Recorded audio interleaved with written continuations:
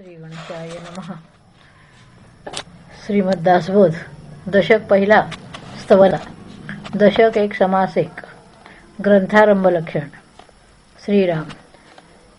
ग्रंथाच्या सुरुवातीलाच श्रोते श्री सद्गुरू समर्थ रामदास स्वामींना विचारत आहेत की आपण जो ग्रंथ सांगणार आहात त्याचे नाव काय आहे, यात काय सांगितले आहे आणि हा ग्रंथ श्रवण केल्याने काय लाभ होणार आहे.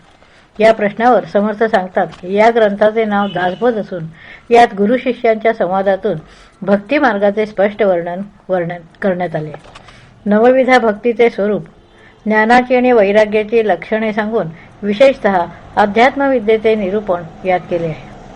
भक्तीच्या योगानेच मनुष्यास निश्चितपणे ईश्वराची प्राप्ती होते, हाच या ग्रंथाचा मुख्य सिद्धांत आहे.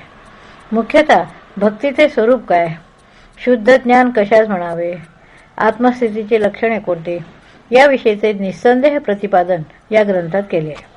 या ग्रंथात उत्कृष्ट उपदेश कसा असतो, सायुज्य मुक्ती म्हणजे काय, मोक्षप्राप्ती कशी करून घ्यावी, याविषयी ठाम मते मांडली गेली आहेत. शुद्ध स्वरूप स्थिती कशी असते, विदेहावस्था म्हणजे काय, अलिप्तपणा म्हणजेच निस्संगता कशा प्रकारे मिळवावी हे सांगितले आहे. मुख्य देव कोणता, त्यास कसे जाणावे, जाणता भक्त कसा असतो, जीव व शिव यांचे स्वरूप कसे आहे, त्यांच्यात काय भेद आहे, यांचे निसंशय प्रतिपादन करण्यात आले. मुख्य देव म्हणजे परब्रह्म कशास म्हणावे, आपले खरे स्वरूप काय, याविषयीची मते ठामपणे सांगून नाना मतांच्या गुंतागुंतीमुळे मनुष्य कसा चक्रावून जातो हे त्या मतांचे स्वरूप सांगून स्पष्ट केले आहे. या ग्रंथात मुख्यतः उपासना कशी करावी, कवित्वाची नाना लक्षणे कोणती, तसेच चातुर्याची विविध लक्षणे कोणती, याचे वर्णन केले आहे. मायेची उत्पत्ती कशी झाली, तिचे लक्षण कोणते, पंचमहाभूतांची लक्षणे कोणती आणि या सर्वांचा कर्ता कोण, याविषयीचे विवेचन केले आहे. नाना कुशंका, नाना संशय, विविध आशंका आणि विविध प्रश्न यांचे समाधानकारक निरसन या ग्रंथात करण्यात आले आहे. या प्रकारे यात अनेक विषयांचे निरूपण केले गेले आहे, पण ग्रंथारंभीच त्या सर्वांसंबंधी कसे काय सांगता येईल. तथापि एवढे म्हणता येईल की हा ग्रंथ 20 दशकात विभागला गेला आहे व प्रत्येक दशकात 10 समास आहेत. ज्या दशकात जो विषय सांगितला गेला आहे त्याचे विवरण त्या त्या दशकात केले गेले. हा ग्रंथ उपनिषदे, वेदांत, श्रुती तसेच इतरही अनेक ग्रंथांच्या आधारे व मुख्यतः शास्त्रप्रचिती व आत्मप्रचितीच्या आधारे लिहिला गेला आहे. खरे तर अनेक ग्रंथांच्या आधारे हा लिहिला आहे म्हणून त्यास मिथ्या म्हणता येत नाही, हे तुमच्या प्रत्यक्ष अनुभवाला येणारच आहे. जे लोक मत्सराने यास मिथ्या ठरवितात त्यांच्या हे लक्षातच येत नाही की असे केल्याने ज्या नाना ग्रंथांच्या व भगवत वचनांच्या आधारे हा ग्रंथ लिहिला गेला आहे त्यांनाही ते मिथ्या ठरवित असतात. शिवगीता, रामगीता, गुरुगीता, गर्भगीता, उत्तर गीता, अवधूत गीता तसेच वेद आणि वेदांत, भगवद्गीता, ब्रह्मगीता, हंसगीता, पांडवगीता, गणेशगीता, यमगीता, उपनिषदे, भागवत तसेच यासारखेच अनेक ग्रंथ आणि मुख्यतः भगवत वचनांच्या आधारेच यातील विषय मांडले गेले. भगवत वचनास अनुसरूनच येथे विषय प्रतिपादन केले आहे आणि भगवत वाक्याविषयी अविश्वास ज्यास वाटेल तसा क्षुद्र व हीन कोण बरे असणार आहे. संपूर्ण ग्रंथाचा अभ्यास न करता जो कोणी या ग्रंथात दोष आहेत असे मानून त्यास नावे ठेवतो तो केवळ दुरभिमान व हीन मनोवृत्तीमुळे मत्सराधीन होऊनच असे करीत असतो. वृथा अभिमानामुळे मत्सर वाटू लागतो आणि मत्सरामुळे तिरस्कार उत्पन्न होऊन अत्यंत प्रबळ असा क्रोधाचा विकार त्याचे ठिकाणी प्रभाव गाजवू लागतो. अशा रीतीने कामक्रोध बळावले म्हणजे त्यांचे अंतरंग दूषित बनते व अहंकाराने त्याचा स्वभाव बदलल्याचे प्रत्यक्ष दिसून येते. जो कामक्रोधाच्या अधीन झालेला असतो त्यास भला कसे बरे म्हणावे. अमृत पिण्याने वास्तविक अमरत्व प्राप्त व्हावेच हवे, पण कामक्रोधास वश झाल्यानेच अमृत पिऊनही राहूचे मरण ओढवलेच नाही का. बरे, आता हा विषय राहू दे. या ग्रंथातून ज्याने त्याने आपापल्या कुवतीनुसार जे सार ते ग्रहण करावे. मुख्य म्हणजे अभिमानाचा त्याग करून याचा रसास्वाद घ्यावा, हीच गोष्ट उत्तमोत्तम आहे. ग्रंथारंभी श्रोत्यांनी या ग्रंथात काय आहे असा जो प्रश्न केला होता त्यासंबंधीचे सर्व विवेचन येथे थोडक्यात सांगितले आहे. आता हा ग्रंथ श्रवण केल्याने काय फळ मिळते या प्रश्नाचे उत्तर असे की हा श्रवण केल्याने श्रोत्यांच्या मनातील सर्व संशय समूळ नष्ट होऊन त्यांच्या आचरणात तात्काळ फरक ठरतो. कुठलेही अवघड साधन करावे न लागता आत्मोन्नतीचा सोपा मार्ग कोणता हे कळून सायुज्य मुक्तीचे रहस्य बसल्या ठिकाणीच अनायासे हाती येते.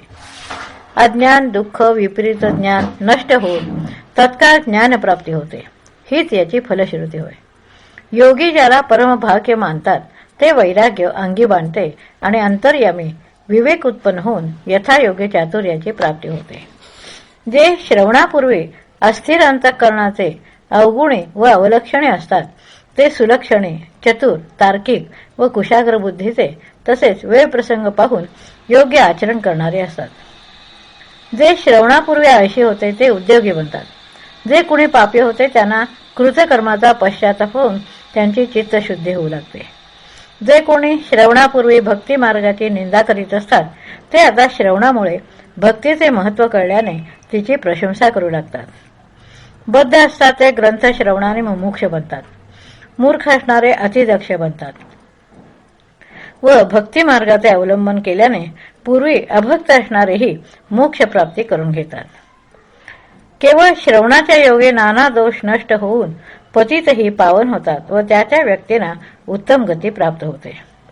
श्रवणाने दृढ देहबुद्धीमुळे होणारे नुकसान तसेच कुतर्क व संशय आणि नाना प्रकारचे सांसारिक उद्वेग नष्ट होतात. या ग्रंथाची फलप्राप्ती अशी आहे की केवळ श्रवणाने अधोगती तर चुकतेच, शिवाय मनास सहज संतोषरूपी समाधान लाभून परमविश्रांतीही प्राप्त होते. ज्याचा जसा भावार्थ असेल त्याप्रमाणे त्यास तसा लाभ होतो. एखाद्याच्या मनात मत्सरादी वाईट भाव असेल तर त्याच्या भावास अनुसरूनच त्यास फलप्राप्ती होते. इति श्री दासबोधे गुरुशिष्य संवादे ग्रंथारंभ लक्षण नाम समास पहिला समाप्त. दशक पहिला समास दुसरा. गणेशस्तवन. श्रीराम. सर्व सिद्धींचा फळदाता, अज्ञान व विपरीत ज्ञान नष्ट करणाऱ्या बोधरूप अशा गणनायकास मी वंदन करतो. आपण माझे अंतःकरणास व्यापून सर्व काळ तेथे वास्तव्य करावे व आपल्या कृपाकटाक्षाने माझे अज्ञान दूर करून माझ्या मुखाने ग्रंथ वधवून घ्यावे. तुझ्या कृपेच्या योगे भ्रांतीची पटले वितळून जातात. एवढेच नव्हे तर विश्वभक्षक काळही तुझ्या कृपेने दास बनतो. गणेशाची कृपा झाली की विघ्ने चळचळा कापू लागतात. त्याच्या केवळ नामस्मरणानेही ती देशोधडीला लागतात. म्हणूनच गजाननाला विघ्नहर नावाने संबोधले जाते.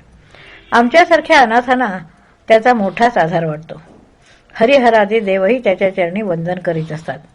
सर्व मंगलाचे निधान अशा गणेशाला वंदन करून कार्यारंभ केला असता त्या कार्यात सर्व प्रकारे यश प्राप्त होते. ते करीत असताना संकटे, अडथळे इत्यादी उपाधींची बाधा होऊ शकत नाही. मनात त्याच्या रूपाचे चिंतन करू लागले तरीही मनाला परम समाधान वाटते. चंचल मन स्थिर होऊन नेत्रांच्या ठिकाणी एकाग्र होते. गणेशाच्या सगुण रूपाचे लावण्य व कौशल्य अत्यंत चित्ताकर्षक असून तो जेव्हा नृत्य करू लागतो तेव्हा सर्व देव देहभान विसरून तटस्थ होऊन त्याच्याकडे पाहतच राहतात. त्याच्या गंडस्थळातून सतत मध गळत असतो. तो सदा आनंदाने डुलत असतो. अत्यंत आनंदाने उल्हसित झालेले त्याचे सुप्रसन्न वदन आपले चित्त आकर्षित करून घेते. त्याचे रूप भव्य दिव्य असून देह अत्यंत विशाल आणि महाप्रचंड आहे. त्याचा भालप्रदेश विस्तीर्ण असून त्यावर सिंदूर लावलेला आहे. त्याच्या गंडस्थळातून थपथपा मदस्त्राव होत असतो व त्या मदस्त्रावातून दरवळणाऱ्या सुगंधांच्या परिमळामुळे आकर्षिले जाऊन भुंग्यांचे थवेच्या मधुर गुंजारव करीत त्या गंडस्थळाभोवती रुंजी घालू लागतात. गणेशाची सोंड सोटासारखी सरळ पण टोकास मुरडलेली आहे. कपाळावर 2 सुंदर आवाळे शोभत असतात. खालचा ओठ जरा लोंबत असतो आणि उग्र गंध असलेला मध क्षणाक्षणाला गळत असतो. गणेश हा 14 विद्यांचा स्वामी असून त्याचे डोळे फार लहान आहेत. त्या सूक्ष्म दृष्टीने तो सर्वत्र न्याहाळून पाहत असतो. त्याचे कान खूप मोठे आणि लवलवीत असून त्यांना तो सुपासारखी सतत फडफडा हलवीत असतो. तेव्हा त्यांचा फडफड आवाज येतो. त्याच्या मस्तकावर नाना रत्ने ज्यात जडवलेली आहेत. असा रत्नजडित मुकुट आहे व त्यातून नाना रंगांच्या प्रकाशाचे किरण सर्वत्र फाकले जाऊन अपूर्व झळाळीने आपले डोळे जणू दिपतात. कानात नीलमण्याने जडलेली कुंडले झगमगत असतात. त्याचे दात पांढरे शुभ्र व ठसठशीत आहेत आणि त्यांच्या टोकाला सुवर्णाची रत्नजडित कडी बसवलेली असून त्यांच्या खालच्या बाजूला छोटी छोटी सोन्याची पाने तळपत असतात. त्याचे पोट लवलवीत असून सारखे हालत असते व त्याला सर्पाचा कडदोरा वेढलेला असतो. कमरेच्या साखळीच्या छोट्या छोट्या घुंगुरांचा मंद मंद मधुर ध्वनी ऐकू येतो. त्याला 4 हात असून लंबोदरावर सोनसळी पितांबर नेसलेला आहे, तर पोटावरील मोठा नाग सारखे फुतकार टाकतो. तो नाग कमरेला वेढा घालून बसलेला असून गणेशाच्या नाभी कमळाजवळ फणा उभारून मस्तक डोलवत जिभल्या चाटत सर्वत्र टकमका पाहतो. त्याच्या गळ्यात विविध जातीच्या फुलांच्या माळा कमरेतील सापापर्यंत पोहोचतील अशा लांब लचक रुळत असतात व हृदयावर रत्नजडित हारातील पदक अत्यंत शोभून दिसते.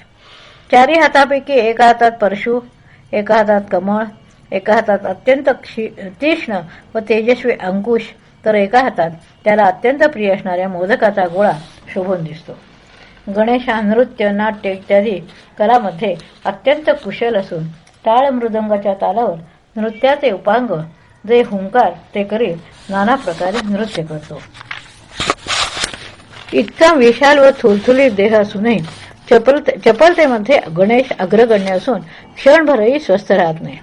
त्याची साजेरी मूर्ती सुलक्षण व लावण्याची जणू खाणच आहे. पायात नुपुरे रुंझुणत असतात. दंडातील वाक्यांचा मधुर ध्वनी होत असतो, तर मधुर झंकारणाऱ्या घागऱ्यांमुळे दोन्ही पावले भक्तांचे मन हरण करीत असतात. गणपतीमुळे देवांच्या सभेला शोभा येते. त्याच्या दिव्य वस्त्रांची प्रभा सर्वत्र पसरलेली असते.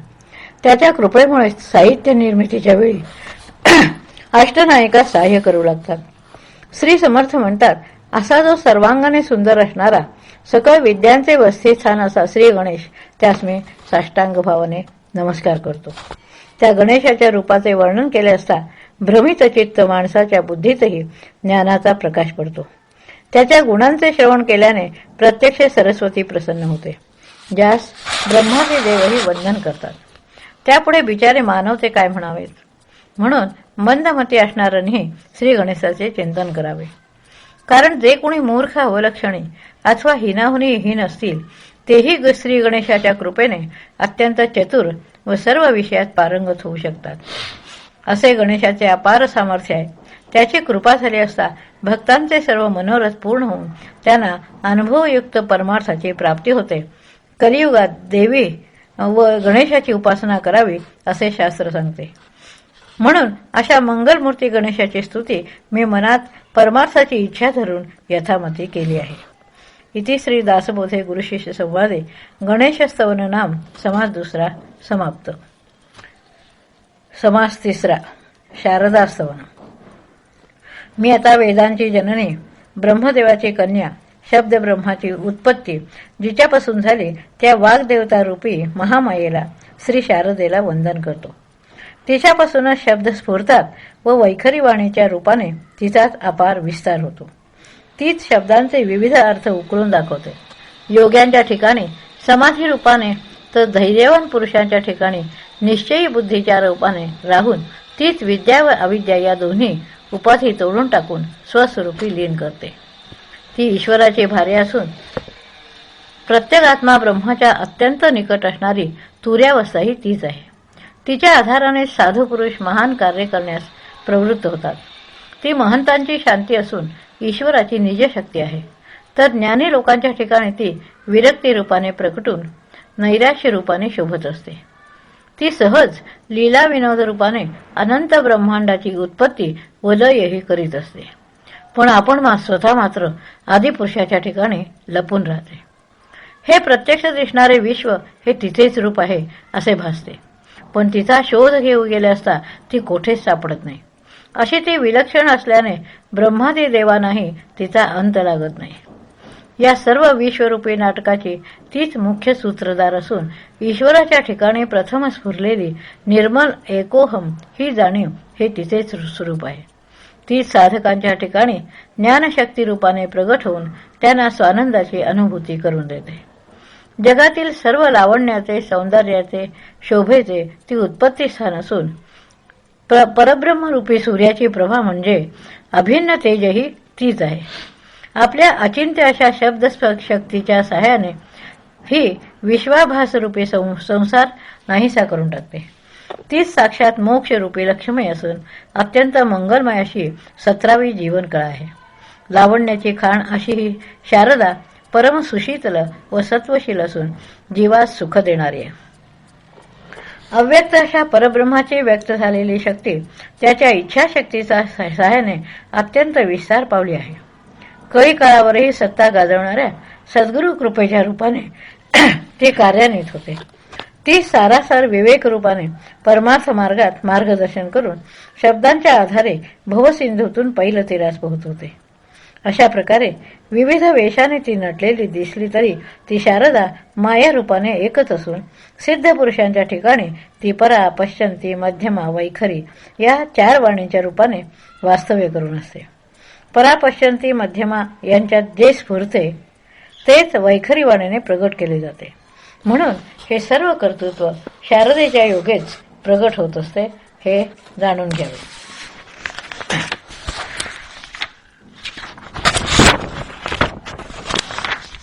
अशी ही मूळ माया ब्रह्मादिकांची जननी असून तिच्यापासूनच विष्णू, शंकरादी देव व तिन्ही लोकांची सृष्टी रचना होत असते. हा सर्व तिचाच विस्तार आहे. जिला सद्विद्या असे म्हणतात, जी निर्मळ, निश्चळ, निवांत परमार्थाचे मूळच अशी स्वरूप स्थिती ती म्हणजे शारदाच होय. योग्यांच्या ठिकाणी ध्यानमग्नतेच्या रूपाने, साधकांच्या ठिकाणी आत्मस्वरूप चिंतनाच्या रूपाने, तर सिद्धांच्या अंतःकरणात समाधी रूपाने तीच राहते. ती चराचरात संपूर्णपणे व्यापक असून साधकांना स्वरूपाच्या अनुभवाच्या योगे तीच निर्गुणाचा परिचय करून देते.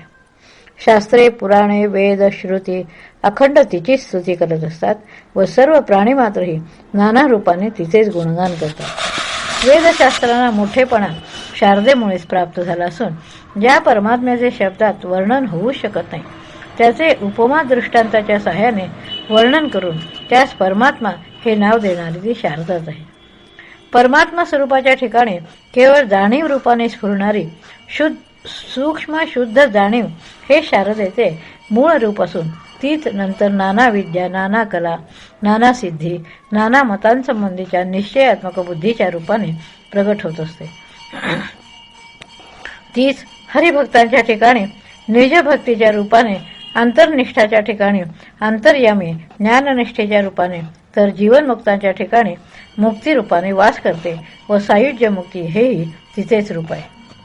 शारदा म्हणजे भगवंताची अनंत अशी मायाशक्ती असून ती अत्यंत लाघवी व नाट्यकलेत निपुण आहे. मोठमोठ्यांना मी ज्ञाता या अभिमानाच्या जाणीवेत मोहात ती गुंतवते. जे जे काही दृष्टीस दिसते, नाद रूपाने ऐकू येते व जे मनाने कल्पिले जाते, अर्थात जेथपर्यंत इंद्रियांची मनाची धाव पोहोचते ते सर्व मायेचे रूप समजावे. अर्थात आपण जे जे काही स्तवन, भजन, साधन, भक्तिभाव इत्यादी करतो तेही मायेचे स्वरूप असून मायेखेरीज तेथे इतर काही नाही या बोलण्यातील गूढार्थ जे स्वस्वरूपाचे अनुभवी लोक असतील तेच जाणू शकतील. म्हणून शेवटी थोराहूनही थोर व ईश्वराचाही ईश्वर असणाऱ्या त्या शारदेला तिच्या अंशरूपानेच मी आता नमस्कार करतो. इति श्री दासबोधे गुरुशिष्य संवादे शारदास्तवन नाम समास 3 समाप्त.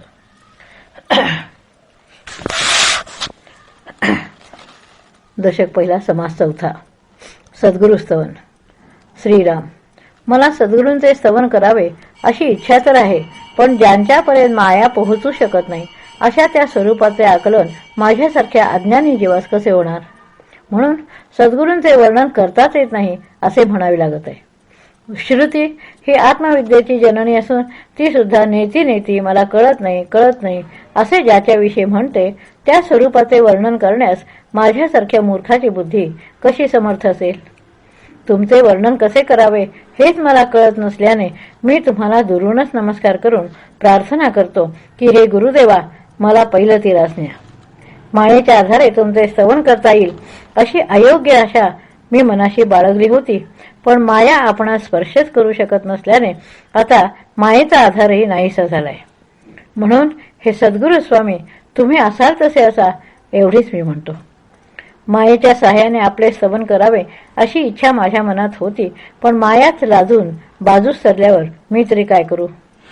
मुख्य परमात्मा इंद्रिय गोचर नसल्याने तो हाती गवसत नाही, म्हणून त्याची प्रतिमा करून तिचा आधार घ्यावा लागतो. म्हणून आता त्या मायेचा आधार घेऊनच मी सद्गुरूंचा महिमा वर्णन करीन.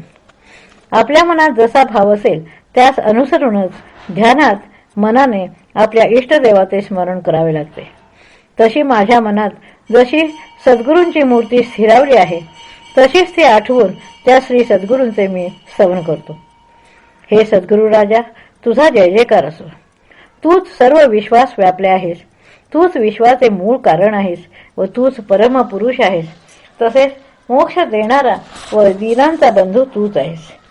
जसा सूर्यप्रकाशाने अंधार पळून जातो, तशी तुझी कृपा झाली की अनावर अशी मायाही ओसरू लागते. सूर्याच्या योगे अंधकार नाहीसा झाला तरी रात्र झाली की परत काळोखाने ब्रह्मांड भरून जाते. पण सद्गुरू स्वामीराज तसे नाहीत.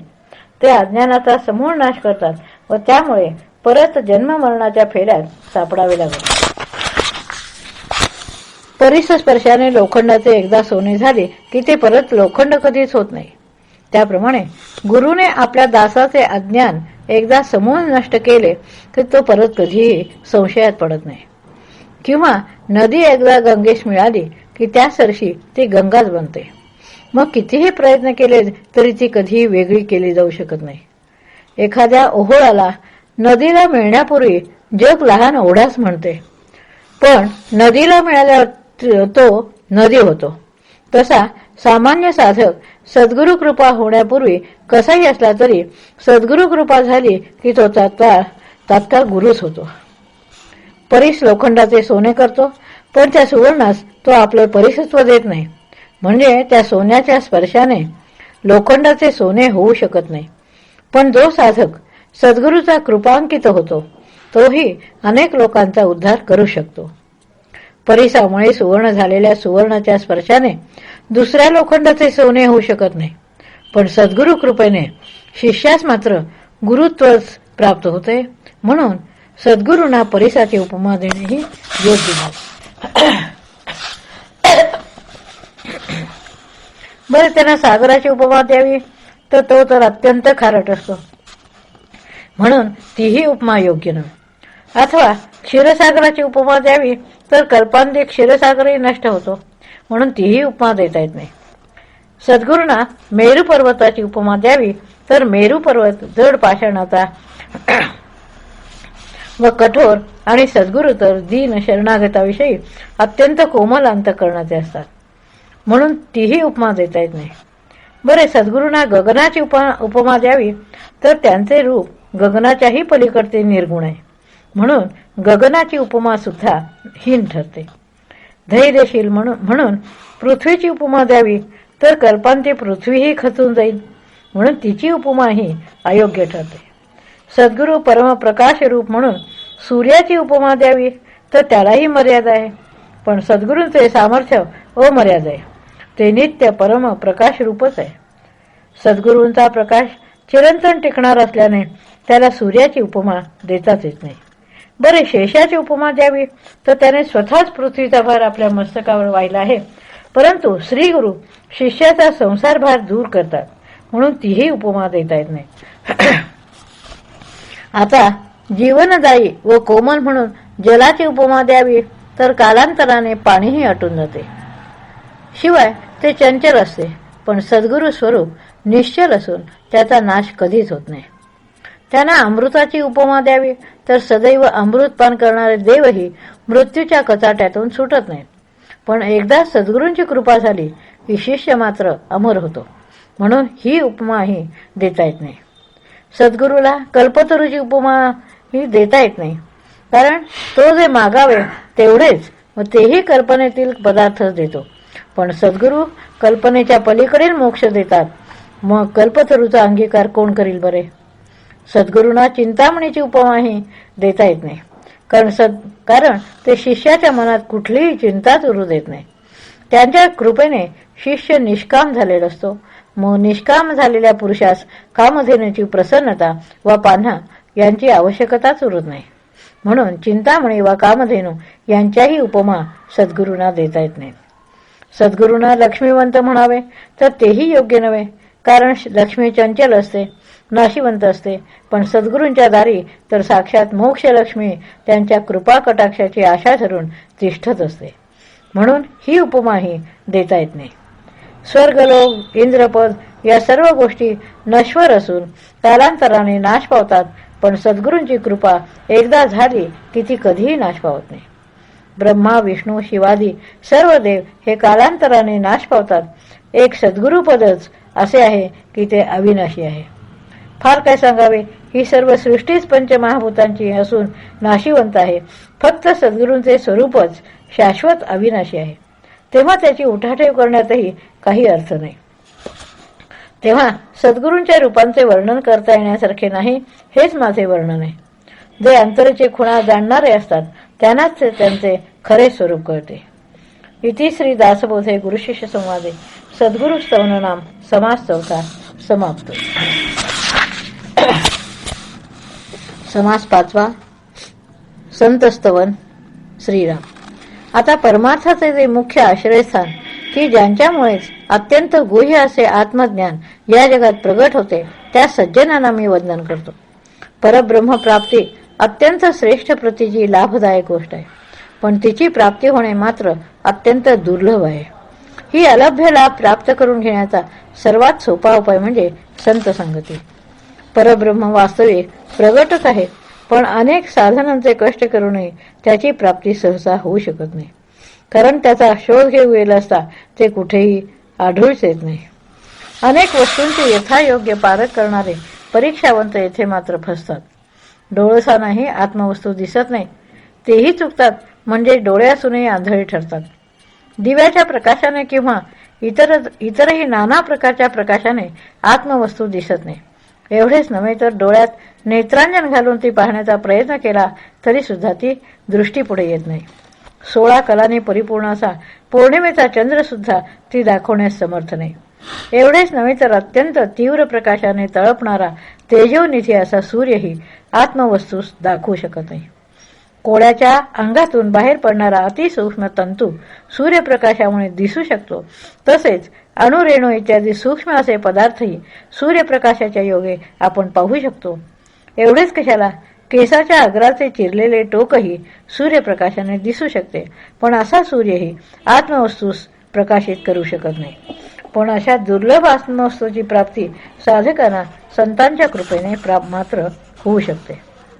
आत्मवस्तूचे स्वरूप असे विलक्षण आहे की तेथे सर्व आक्षेप निरुपयोगी होतात. प्रयत्न उपयोगी पडत नाहीत. तर्काने ते जाणण्याचा प्रयत्न केल्यास तेथे तर्कही मंदावतात. विवेकाने तिचा शोध घेण्याचा प्रयत्न केल्यास विवेक पांगुळतो. शब्दाने जाणण्याचा प्रयत्न करू जावे तर शब्दांचीच बोबडी वळते, व मनाने जाणू जावे तर तेथे मनाची धडपड उपयोगी पडत नाही. शेषास सहस्त्रमुखे असल्यामुळे वक्त्यामध्ये तो विशेष प्रसिद्ध आहे, पण तोही वर्णन करून थकला तरी त्याला निज वस्तूचे वर्णन करता आले नाही. वेदात सर्व वस्तूंचे वर्णन आढळते, त्यात ज्या ज्या वस्तूंचे वर्णन नाही अशी वस्तूच नाही असे म्हटले जाते, पण तो वेदही कुणालाही आत्मवस्तू दाखवू शकत नाही. अशी सर्व प्रकारे अत्यंत दुर्लभ जी आत्मवस्तू ती ज्या संतांच्या संगतीने स्वानुभवाच्या योगे जाणली जाऊ शकते, त्या संतांचा महिमा कुणालाही शब्दात कसे बरे वर्णन करता येईल. मायेचे अंगी अनेक विचित्र कळा असल्या तरी तीही त्या आत्मवस्तूचा परिचय करून देण्यास असमर्थ आहेत. अशा त्या मायातीत परब्रह्माची प्राप्ती कशी होईल त्याचा सोपा उपाय केवळ संतच सांगू शकतात. ज्याप्रमाणे आत्मवस्तूचे वर्णन करता येत नाही, त्याप्रमाणेच संतांच्या स्वरूपाचेही वर्णन करता येत नाही, कारण ते शब्दात येत असल्याने ते शब्दांच्या आटोक्यात येत नाही. संत हे परमानंद रूप असतात, सुखरूप असतात. एवढेच नव्हे तर त्यांना नाना संतोषाची उत्पत्ती त्यांच्यापासूनच होते. संत हे विश्रांतीची विश्रांती, तृप्तीची निजतृप्ती अथवा भक्तीची फलश्रुती असतात. संत हे धर्माचे निवासस्थान असतात. स्वस्वरूपाची साठवण करण्यास योग्य असे सत्पात्र असतात, अथवा जेथे पुण्यच उदयास येते अशी पवित्र पुण्यभूमी म्हणजे संतच होय. संत म्हणजे समाधीचे मंदिरच, विवेकाचे भांडारच आणि सायुज्य मुक्तीचे माहेरघरच असतात. संत सत्याचा कधीही त्याग करीत नाही. संतांचे जीवन म्हणजे कृतार्थ जीवनाचा आदर्शच असतो. ज्यावेळी आत्मवस्तू प्राप्तीची वेळ येते त्या सिद्ध समयीच संतांची भेट होते. संतांजवळ मोक्षलक्ष्मी तिष्ठत उभी असते. या शाश्वत संपत्तीने ते वैभव संपन्न असतात. एवढेच नव्हे तर असंख्य दरिद्री जीवांना मोक्षलक्ष्मी देऊन त्यांना ते राजाप्रमाणे वैभव संपन्न करून सोडतात. संत अत्यंत सामर्थ्य संपन्न व उदार वृत्तीचे असतात. ते दानशूर असल्याने लोकांचे दुःख पाहून त्यांना ज्ञानाचा विचार सांगितल्याशिवाय ते कसे राहू शकतील. जगात आजपर्यंत पुष्कळ चक्रवर्ती सम्राट झाले आहेत, सध्या आहेत आणि पुढेही होतील, पण त्यातील कोणीही सायुज्य मुक्ती देऊ शकत नाही. हे सायुज्य मुक्तीचे दान त्रैलोक्यात संत सज्जनाशिवाय कोणी देऊ शकत नाही. ते सहज देणाऱ्या संतांची थोरवी कोणत्या बरे शब्दांनी वर्णन करावी. जे परब्रह्म या त्रैलोक्याहूनही वेगळे आहे, जे वेद आणि श्रुतींनाही जाणता येत नाही, असे परब्रह्म संतांच्या कृपेनेच साधकाच्या अंतःकरणात प्रगट होते. असा हा संतांचा महिमा अगाध असल्याने तो वर्णन करण्यास कितीही उपमा दिल्या तरी त्या अपुऱ्याच पडतात. संतांच्यामुळेच मुख्य परमात्मा प्रगट होतो. इति श्री दासबोधे गुरुशिष्य संवादे संतस्तवन नाम समास 5वा समाप्त. समास 6वा. श्रोतेजन स्तवन. श्रीराम. येथे जे श्रोतेजन बसले आहेत त्यांना मी वंदन करतो. भक्त, ज्ञानी, संत सज्जन, विरक्त, योगी, गुणसंपन्न व सत्यवादी असे हे श्रोते आहेत. यातील काही सत्वगुणांचा समुद्रच आहेत, तर कुणी बुद्धिमान आहेत. काही श्रोते नाना शब्दरत्नांची जणू खाणच आहेत. कुणी असे रसिक आहेत की वक्त्याच्या प्रत्येक शब्दातील अर्थामृताचा रसास्वाद ते घेतात. तर काही असे विद्वान आहेत की ते वेळ पडल्यास कुठल्याही विषयावर उत्तम वक्तृत्व करू शकतात. काही असे निश्चयी पंडित आहेत की ते कुठल्याही शंकेचे निरसन करतात. काहींची धारणाशक्ती अशी अपार आहे की हे ईश्वराचेच अवतार आहेत. ते जेव्हा सभेत बसतात तेव्हा जणू प्रत्यक्ष देवच त्यांच्या रूपाने सभेत उपस्थित आहेत असे वाटते. असे अत्यंत सात्विक आणि मूर्तिमंत शांती स्वरूप श्रोते पाहिल्यावर वाटते की जणू हे सर्व महान ऋषीश्वरच या सभेत येऊन बसले आहेत व त्यामुळे या सभेला अत्यंत शोभा आली आहे. वेदांचा खरा अर्थ तेच जाणत असतात. त्यांच्या जिभेवर जणू सरस्वती खेळत असते व ते काव्य नाट्यादी साहित्य प्रकारावर बोलू लागले म्हणजे वाटते की जणू देवगुरु बृहस्पतीच बोलत आहेत. काही श्रोते अग्नीप्रमाणे पवित्र आहेत, तर काही जणू सूर्यासारखे तेजस्वी असून स्फूर्तिरूपी किरण त्यांच्यातून सतत सर्वत्र फाकत आहेत. काही असे ज्ञाननिष्ठ की आत्मरूपी निमग्न असल्याने दृष्टीसमोर असणाऱ्या सृष्टीचेही त्यांना भान नाही. काही अखंड सावधान आहेत, तर काही त्रिकाळ ज्ञानी आहेत, तर काही आत्मज्ञानी असून सर्व काळ निरभिमानी आहेत. ज्यांच्या दृष्टीखालून गेली नाही अशी वस्तूच जगात नाही असे काही सर्वज्ञ आहेत. त्यांच्या मनाने पदार्थ मात्र जाणून घेतलेले असते. बोलण्यासाठी म्हणून जे जे काही आठवावे ते त्यांना पूर्वीच ज्ञात असते. तेव्हा शहाणपणाचा आव आणून त्यांच्यासमोर बोलावे तरी काय हेच कळत नाही. परंतु काही भाग्यवान पुरुष गुणग्राही असतात. ते जे समोर येईल त्यातील उत्तमाचे ग्रहण करतात. म्हणून मी अगदी मोकळेपणाने हा ग्रंथ सांगत आहे. जे सर्वदा दिव्याने सेवन करतात तेही रुचीपाटा करता कधी कधी वीट न येणारे पदार्थ सेवन करतात. तशीच ते माझी प्राकृत वचने गोड मानून घेतील. प्रत्येकाने आपापल्या कुवतीनुसार श्रद्धेने परमेश्वर पूजन करावे असे सांगितले जाते. पण परमेश्वर पूजनच करू नये हा विचार कुठेही सांगितलेला नाही. त्याप्रमाणेच माझे श्रोते हे केवळ परमेश्वर स्वरूपच असल्याने मी वाचेने दुर्बळ असलो तरी मला जमेल तशा ओबडधोबड शब्दाने मी त्यांची पूजा करणार आहे. माझ्याजवळ शास्त्रज्ञान नाही, कुठलीही कला नाही, चातुर्य नाही, प्रबंध लिहिण्याची योग्यता अथवा भक्ती, ज्ञान, वैराग्याची गुण नाही, तसेच शब्दमाधुर्य नाही. माझा वाग्विलास हा असा आहे, पण जगदीश हा भावाचा भोगता असतो हे जाणून मी स्वस्थ मनाने या ग्रंथरचनेस प्रवृत्त झालो आहे. आपण सर्व श्रोते म्हणजे प्रत्यक्ष परमेश्वराच्या मूर्तीच आहात. माझी व्युत्पत्ती ती किती? मी मंदबुद्धीचा मूढ असा आहे आणि तरी आपल्याशी सलगी करीत आहे. एखाद्या समर्थाचा पुत्र मूर्ख असला तरी तो बापाची सलगी करू शकतो. तेवढे सामर्थ्य त्याच्या अंगी नक्कीच असते. तसाच मी तुमचा संतांचाच असल्याने तुमच्याशी सलगी करीत आहे. व्याघ्रसिंहादी हिंस्र पशूंना पाहून लोक भयचकित होतात, पण त्यांची पिल्ले निशंक मनाने त्यांच्या पुढे खेळत असतात. त्याप्रमाणे मी तुम्हा संतांचा अंकित असल्यानेच तुम्हापाशी बोलत आहे. तुम्ही माझी निश्चितच काळजी व्हाल अशी मला खात्री आहे. आपलेच लेकरू काही चुकीचे बोलले तर आई बापांना त्यास सांभाळून घ्यावेच लागते. सांभाळून घ्या अशी विनवणी त्यांना करावी लागत नाही. ते सांभाळून घेतात हे तर प्रेमाचे लक्षणच असते. ते स्वाभाविकपणे तसे करीत असतात. तसेच तुम्ही संत सज्जन म्हणजे अवघ्या विश्वाचे मायबापच आहात. म्हणून माझा आशय जाणून जे उचित असेल ते करावे व आता पुढे जी कथा सांगेन तिकडे लक्ष द्यावे अशी आपल्या दासांचाही दास असलेल्या माझी प्रार्थना आहे. इति श्री दासबोधे गुरुशिष्य संवादे श्रोते जनस्तवननाम समास 6 समाप्तो.